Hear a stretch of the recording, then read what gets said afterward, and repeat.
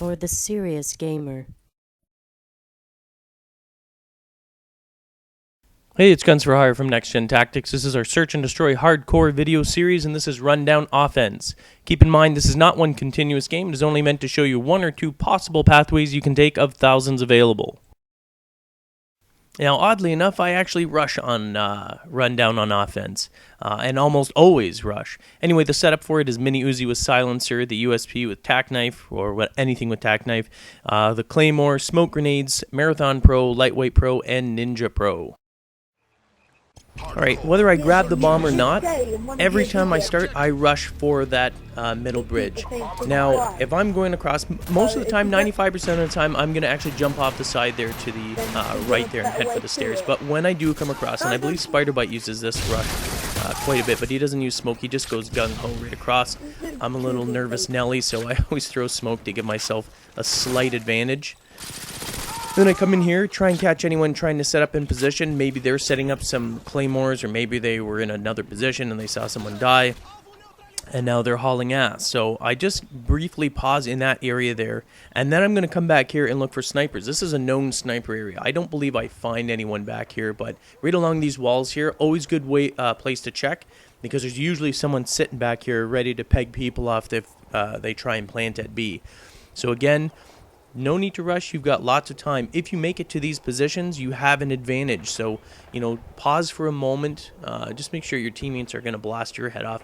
But look, scan. See if you can see any snipers anywhere. See if you can see them in position, or, taking the top spots there.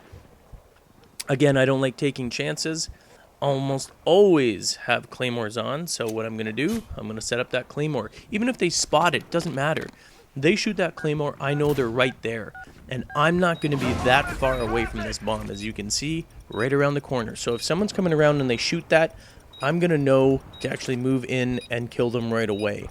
In this position here, you just have to be very, very careful for that window there, anyone running across, and the doorway there to the right side in this room here.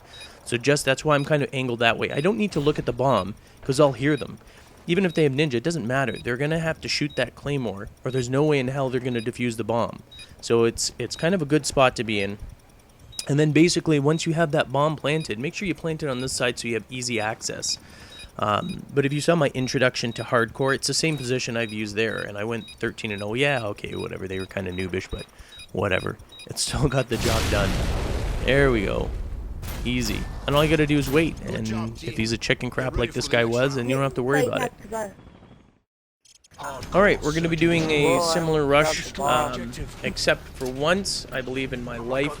I generally do not like this, but you know what? When I have smoke, I tend to take a little more chances. As you can see, even if there's a sniper up on the other side, which Ace usually takes that spot, it doesn't matter. Look at that guy is not too good with the ride shield.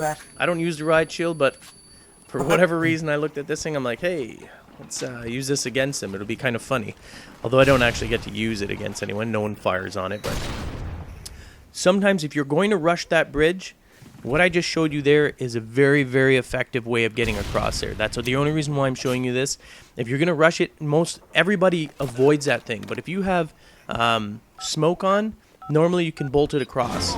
I don't recommend that you do it more than once in one game, because that will not turn out very well for you. Anyway, now here's Dirtbag. He's another member of NDT, very, very talented gamer. Add him if you want. Alright, here's another pick, and this is the route that I would normally take. And just as I don't actually pull it out, but this class setup is a little bit differently. I don't have a tac knife on. I actually have the M1014 with grip, but I don't actually have to use it. Look at that crazy jumper. Maybe you ought to check in there before you go rushing in like an idiot. Anyway, I mean, I love it when they do that. It's usually easy kills. You don't be careful. That's why I'm a nervous Nelly. Crazy people like that running around. Anyway, as I'm coming along here, I'm a little bit careful, again, using smoke, because there's almost always snipers up here, and I don't believe I encounter any here.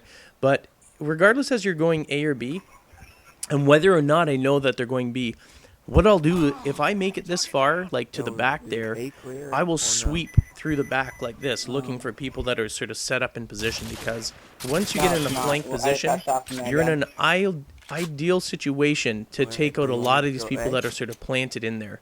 I don't know if I freaked that guy out or anything, but I missed that guy. I probably, just as a side note, probably should have swept the upstairs there on that building where I just killed that dude, because there usually is either a sniper or someone with an assault rifle up there. And that can be a little bit dangerous. I don't know why I didn't check that time, but I got lucky, killed him. And now we have to grab the bomb. Hopefully one of my teammates will grab it. Usually is the case. With respect to care packages, and I've said this before, we generally do not use that as a kill streak because it takes time to actually throw the smoke down, wait for it, pick it up, and you risk the other team getting something like a stealth bomber, which could easily end the game for you, or at least the match.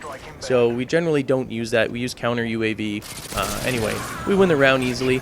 For more strategies and tactics on Modern Warfare 2, stay tuned to Machinima Respawn or visit NextGenTactics.com. Thanks for watching. Oh, baby. Oh, baby. Nice. Mission accomplished. Good work.